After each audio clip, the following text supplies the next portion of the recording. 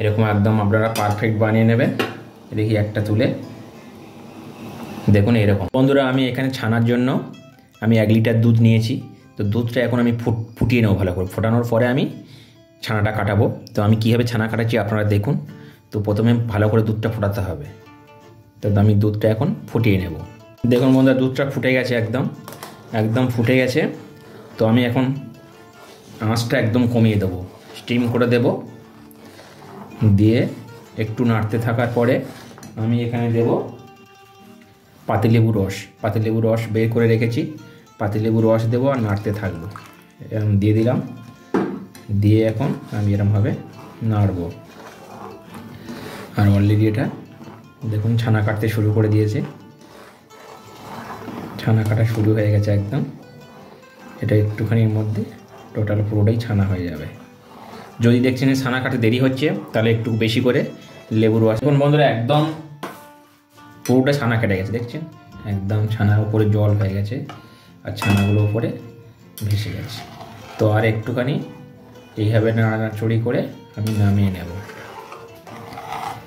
আর বেশিক্ষণ রাখবো না, এবার আমি নামিয়ে নেব। এটা ছানাটা একদম রেডি হয়ে গেছে। তো নামিয়ে ছেঁকে নেব। তো আমি একটা সাদা কাপড় নিয়েছি, সাদা কাপড়ের মধ্যে আমি এটা ছেঁকে নেব। আমি এখন ঢেলে নেব। সাদা কাপড়ের মধ্যে আমি ছানাগুলো ঢেলে নেব।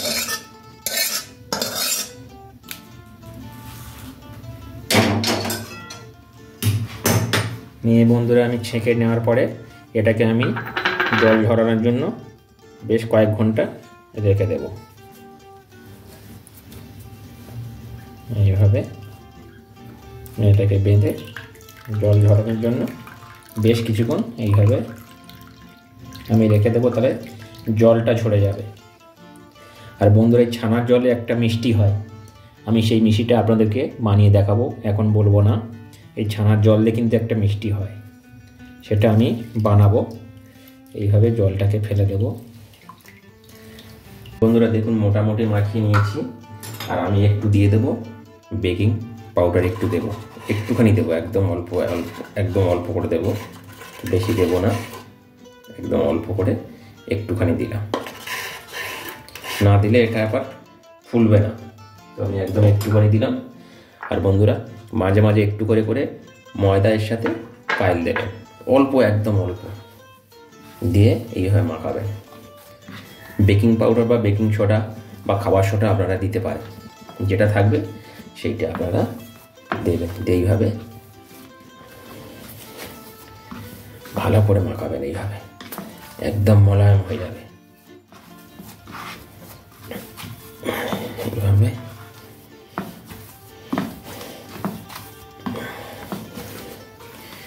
ছানা যত মাখাবেন তত ভালো। আর বন্ধুরা আমি একদম দোকানের মতন পারফেক্ট বানিয়ে আপনাদের দেখাবো। দেখুন কীভাবে দোকানে বানায়, আমি সেইভাবে বানাবো। বন্ধুরা একদম রেডি হয়ে গেছে। আর ভালো করে একদম মাখিয়ে নিয়েছি, একদম মোলায়েম হয়ে গেছে। এখন আমি এগুলোকে ছোট ছোট লিচি কেটে নেব। এরকম ছোট ছোট একই মাপের লিচি কেটে নেব। যতগুলো হবে আমি ততগুলো করে নেব।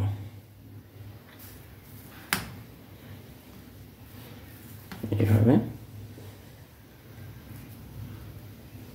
এখন বন্ধুরা এইভাবে আমি গোল গোল করে নিয়েছি।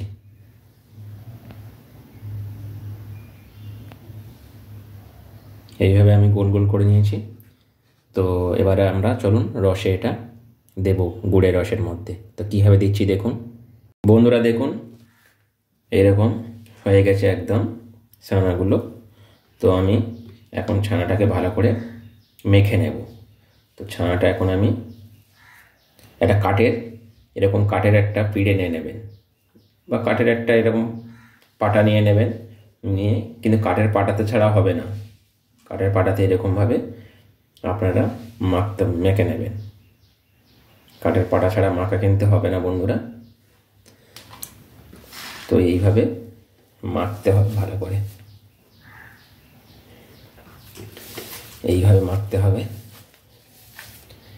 রসগোল্লা বানাতে হলে বন্ধুরা এইভাবে ভালো করে মাখতে হয়, যত মাখবেন তত ভালো হবে। এই যে ডালা ডালাগুলো আছে এইভাবে মাখবেন, এইভাবে একদম ময়াম করতে হবে। এইভাবে একদম যত এইভাবে মাখাবেন বন্ধুরা তত ভালো। কাঠের জায়গা নেবেন, কাঠের জায়গাতে কিন্তু মাখাতে হবে, কাঠের জায়গা ছাড়া ভালো হবে না, ভালো হয় না। দেখবেন দোকানে, মিষ্টি দোকানে সবাই কাঠে মাখায়, এইভাবে আপনারাও কাঠে মাখাবেন। এইভাবে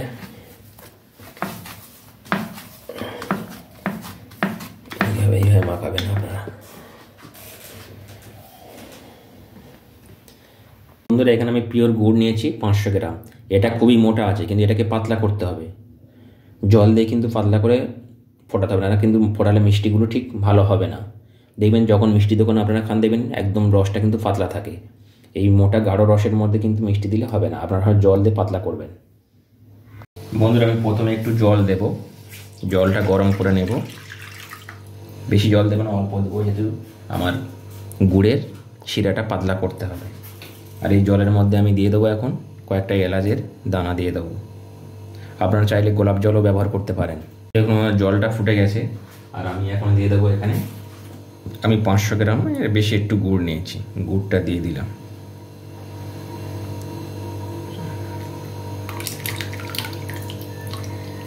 একদম পিওর খাজুরের গুড় নিয়েছি বন্ধুরা আমি।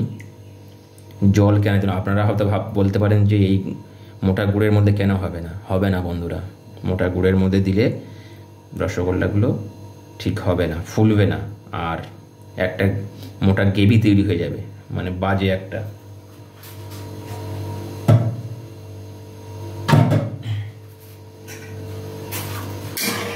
এরকম পাতলা করে নেবেন আপনারা জলটা।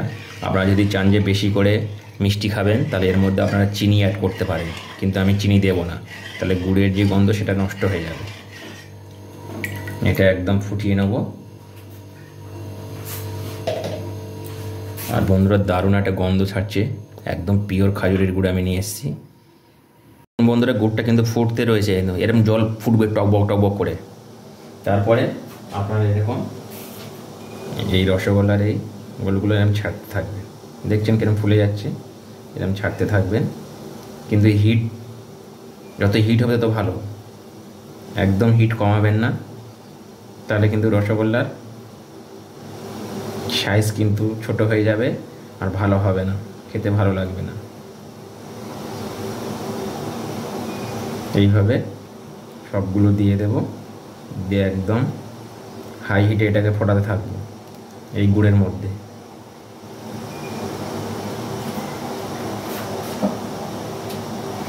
আমি একটু চাপা দিয়ে দেবো, এটা একটু আমি চাপা দিয়ে দেবো, দিয়ে দেখাচ্ছি আপনাদেরকে। বন্ধুরা এখন খুলে দেখবো কি রকম হয়েছে। দেখুন এরকম হয়েছে, একদম দেখুন পারফেক্ট। দেখুন বন্ধুরা এরকম একদম আপনারা পারফেক্ট বানিয়ে নেবেন। দেখি একটা তুলে দেখুন এরকম হয়েছে, দেখুন একদম দোকানের মতন হয়ে গেছে বন্ধুরা। এরকম একদম দোকানের মতন আপনারা এরকম বানিয়ে নিতে পারেন।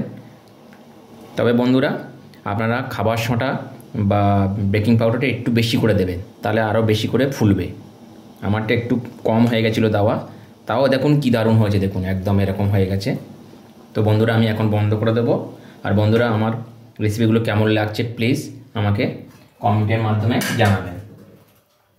আর নতুন বন্ধু হলে প্লিজ চ্যানেলটা সাবস্ক্রাইব করবেন। একদম রেডি, দেখুন গুড়ের রসগোল্লা, নতুন গুড়ের রসগোল্লা।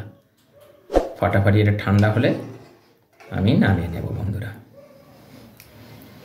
একদম রেডি হয়ে গেছে, এইভাবে আপনারাও বাড়িতে বানিয়ে নিতে পারেন। বাই বাই, টাটা, আবার দেখা হবে বন্ধুরা। সবাই ভালো থাকবেন, সুস্থ থাকবেন। আবার নতুন রেসিপি নিয়ে আপনাদের সামনে শেয়ার করব।